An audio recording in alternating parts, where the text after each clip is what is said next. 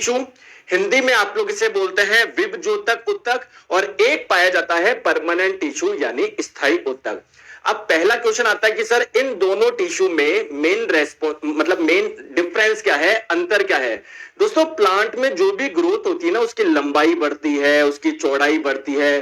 तो basically growth के लिए कौन से टिश्यू रेस्पॉन्सिबल है, प्लांट की वृद्धि के लिए कौन से टिश्यू रेस्पॉन्सिबल है, इन्हीं टिश्यू की वजह से क्या होती है, प्लांट में ग्रोथ होती है।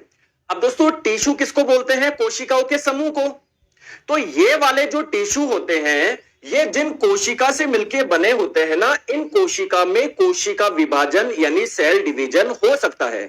सेल डिवीजन यानी कोशिका विभाजन का मतलब क्या है, एक कोशिका से नई कोशिका आप लोगों की बनना।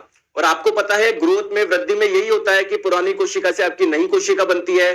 तो इस टिश्यू, इस ऊतक की जो कोशिकाएं होती है, क्या उसमें सेल डिवीजन यानी कोशिका विभाजन हो सकता है क्या, बिल्कुल हो सकता है। अब होता क्या है दोस्तों, जब कोशिका विभाजन से जब नई कोशिकाएं बनती है, उनमें भी जब विभाजन होता है उससे भी नई कोशिका बनती है, फिर उसमें विभाजन होता है उससे नई कोशिका बनती है। तो एक समय ऐसा आता है कि कोशिका में जो कोशिका विभाजन की जो एबिलिटी होती है, सेल डिवीजन की जो एबिलिटी होती है, वो क्या होती है, खत्म हो जाती है।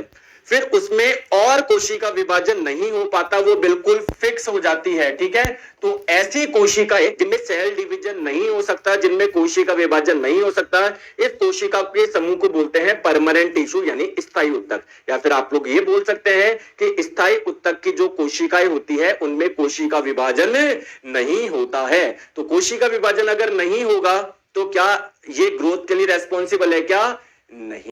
कोशिकाएं होती है वो क्या होती है दोस्तों, विभाजित होती है, मतलब